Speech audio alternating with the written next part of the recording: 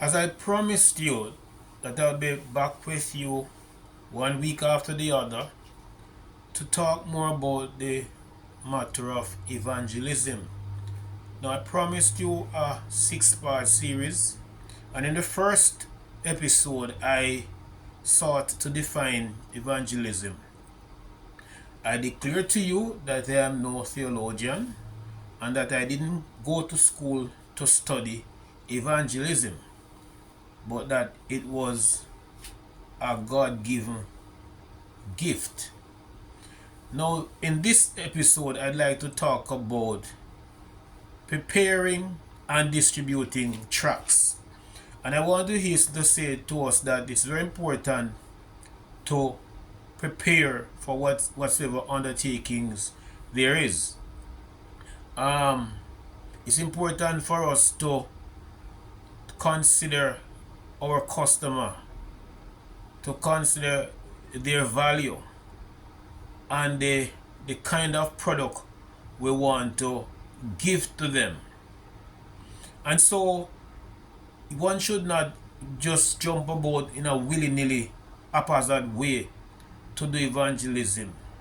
Training is of course important, and so even the preparing of the track is important. It's important that you know the material, and if the person who is preparing it for you in terms of the publisher, there are times when people will go and buy, and I say people, I mean some churches will go and buy tracts, or maybe it's donated to some churches, and without reading the content, you just take them because it's for free.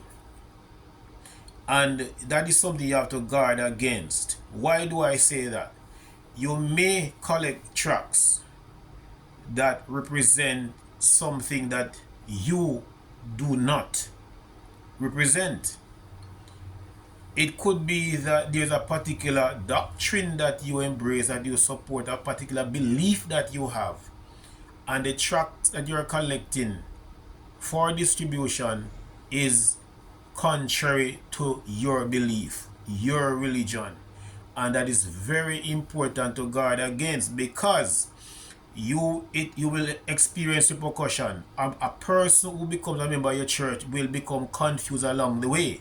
So when they begin to follow on to know about the Lord, or more about the Lord, and hear something different from what you told them by way of the tract that you delivered to them, they will ask the question, what kind of confusion is this? This is not what he or she told me.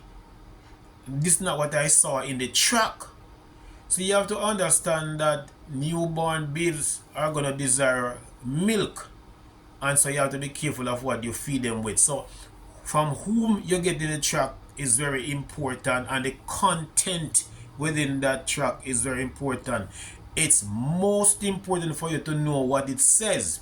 You would not want to be issuing tracts as you walk along the street to people who may ask you questions relating to it, and you're not in a position to answer. You would be embarrassing yourself and also the church which you represent. So you need to know the material.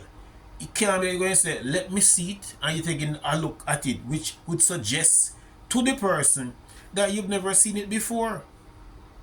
You've got to know the material, and I emphasize, you've got to know the material.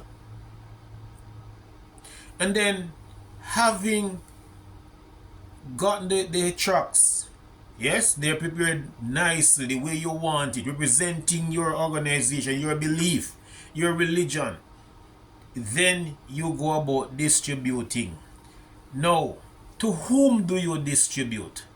You're supposed to be introducing Christ to everybody who is yet to know him. You're supposed to be distributing to anyone who does not know him. And so you just go about doing, but guess what? You have to bear in mind, and this is where some level of discernment will want to come in, or should come in, where you know who can read from who can't. from my personal experience, whether it was a case where this particular person couldn't read or had no interest, what I do know is that a member of my team gave the individual one. Of course, he was in the company of other persons who got tracked as well. And so when we walked away from him and went back on the same road, we saw the track on the road. And of course, we found out who dropped it because somebody owned up to it. Now we were left to wonder and ponder, is it that he had no interest, or is it that he could not read? And so there is an art about doing this part of evangelism, you know. So there are times when you're seeking to distribute what you have prepared. And we're talking about the tracts now. But by virtue of what you're picking up, and there are ways to do it, I'm telling you, to find things out.